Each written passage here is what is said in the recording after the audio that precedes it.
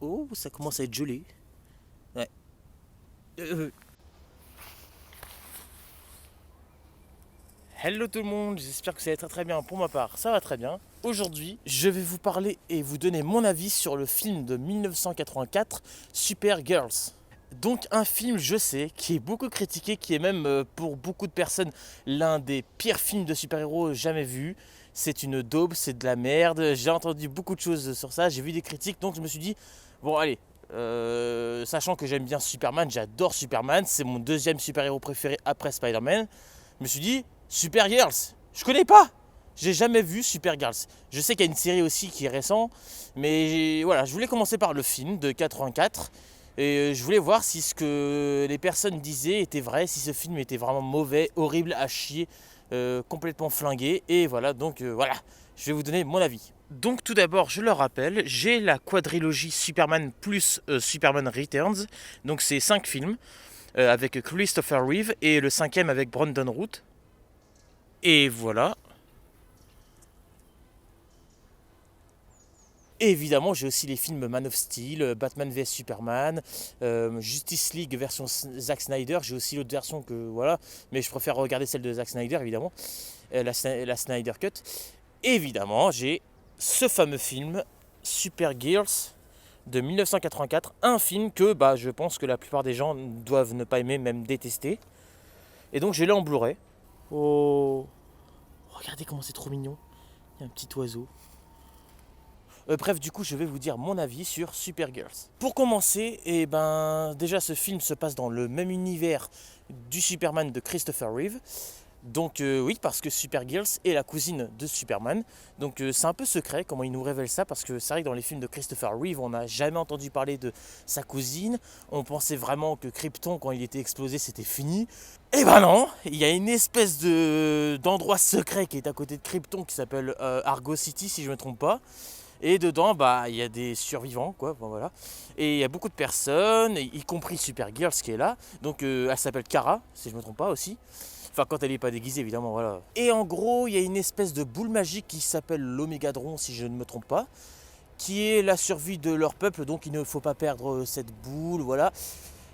C'est qui va tomber entre les mains d'une sorcière. Voilà, en gros, c'est ça. Donc, déjà, qu'est-ce que j'ai pensé de ce film? Aïe, aïe, aïe, aïe, aïe, aïe, aïe. C'est pas... Je dirais pas que c'est nul. Non, non, je dirais pas que c'est nul parce qu'il y a certaines scènes qui sont pas mal. Purée. Après, c'est sûr il fait partie des films de super-héros que j'ai vu qui est peut-être le moins bon. Enfin, il fait partie des moins bons films de super-héros que j'ai pu voir dans ma vie. Ça, c'est sûr, ouais. Je dirais qu'il est peut-être un chouïa mieux que Superman 4 avec l'homme électrique, là, je sais plus comment il s'appelle. Il est peut-être. Supergirl, c'est un peu mieux que Superman 4, faut pas abuser. Mais c'est vrai que, waouh! J'ai dû mettre pause au moins 5 fois dans le film parce qu'à un moment donné, il y a des moments où je m'ennuyais un petit peu, voilà. Ce film, il est pas mal étrange aussi parce qu'il y a quand même des scènes sur Terre, des scènes d'action où à n'importe quel moment, enfin, tu ne vois même pas Superman débarquer une seule fois. Juste au moins une scène, juste arrêtez bien une scène au moins. C'est pas logique que Superman ne débarque pas une seule fois alors que l'univers, enfin la Terre limite elle est en danger, on a l'impression. Mais par contre Supergirl elle est toujours là, mais t'as même pas Superman qui est une seule fois là, alors qu'il est sur Terre. Alors je sais pas ce qui s'est passé à l'époque, pourquoi l'acteur Christopher Reeve ne pouvait pas être là, mais c'est vraiment dommage quoi.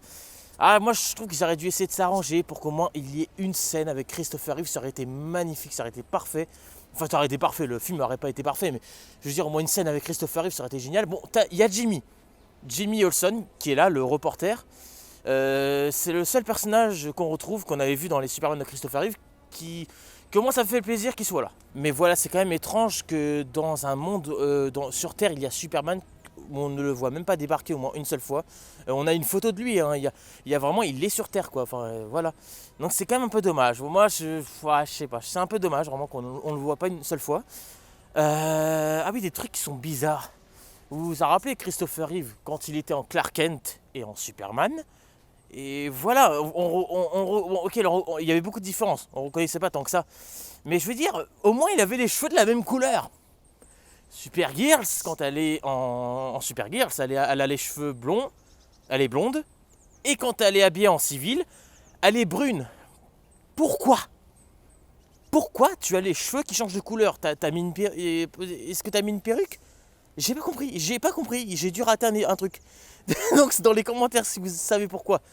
Bah dites-moi. La méchante du film qui est Selena la sorcière est complètement flinguée au sol. Le personnage, le méchant est vraiment nul, je l'ai pas trouvé intéressant.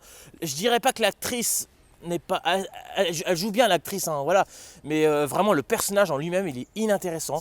Il y a des sorcières, on a l'impression d'être dans l'univers d'Harry Potter, des fois c'est vraiment bizarre, avec ces trucs de baguettes magiques là, bizarroïdes, où elle fait apparaître des monstres ou des araignées ou ouais, je sais pas, j'ai pas compris. Donc personnellement, la méchante, selon moi, est complètement nulle. J'aime pas la méchante, je trouve qu'elle est inintéressante.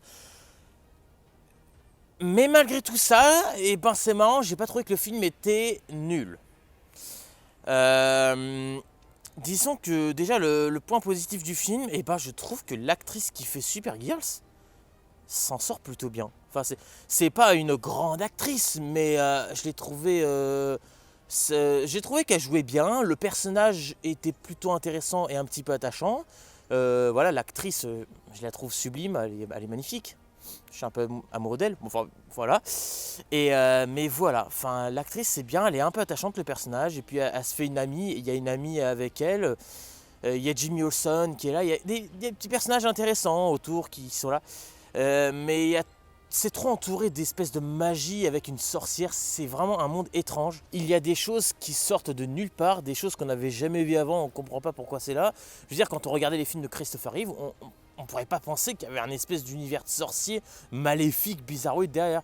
Bah si, t'avais une sorcière pendant ce temps-là en fait qui traînait, qui était enfermée dans ces trucs bizarres avec des têtes de mort, des araignées. Enfin je comprends pas. Donc ouais, franchement le méchant c'est ce qui pour moi fait en sorte que le film ne marche pas très bien, je trouve. La méchante est vraiment pas intéressant. On n'est pas attaché à elle. Moi j'aime bien quand il y a un méchant qui est un peu attachant, qui est pas juste là pour être méchant, attention, parce que son but en plus à elle c'est quoi? C'est dominer le monde, je sais pas, un truc comme ça. J'ai même pas compris son but en fait. J'ai dû rater un truc, vous me direz. Mais ouais, par contre pour ce qui est de Supergirl, ça va, c'est pas catastrophique. Évidemment je préfère quand même toujours Christopher Reeve en Superman évidemment, hein. Mais Supergirl c'est pas mal. Voilà, je sais qu'il y en a plein qui vont peut-être pas être d'accord avec moi, mais voilà, ça va. Pour la première approche, ça va. Évidemment, les effets spéciaux, hein, voilà, c'était comme à l'époque. Évidemment, c'était comme les films de Christopher Reeve. C'était du fond vert et voilà, beaucoup de choses comme ça. Ou alors des fois, on voyait le câble qui tenait des fois. Mais voilà, pour les effets spéciaux, j'ai rien à dire évidemment, puisque c'était l'époque, donc voilà. Mais il y a tout de même un passage que j'aime bien dans le film, et vraiment que j'aime bien. Enfin, je kiffe pas non plus, hein, mais que j'aime bien. C'est le moment où Supergirl se retrouve enfermée dans la zone fantôme, je crois que c'est ça le nom de cette zone.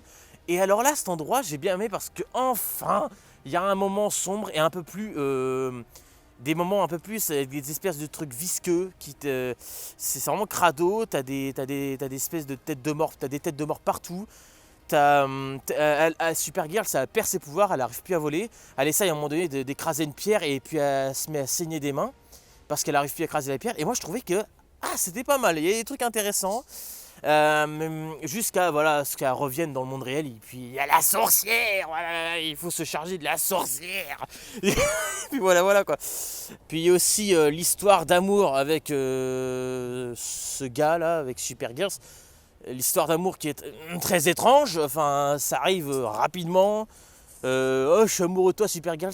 Ah, putain. Enfin, voilà, il y a des trucs qui vont pas, il y a des scènes que j'aime bien et des scènes que j'aime pas, et des scènes que je trouve moyen, voilà.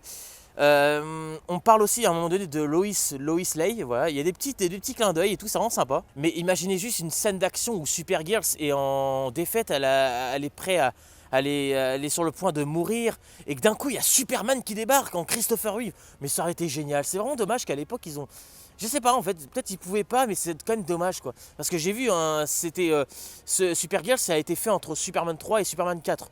Donc ils auraient pu le faire, je sais pas ce qui s'est passé, faudrait peut-être que je regarde. Pour ce qui est de la musique du film, je dirais pas qu'elle est nulle, mais alors là, je préfère largement la musique du Superman de Christopher Reeve qui était bien plus mémorable que ça.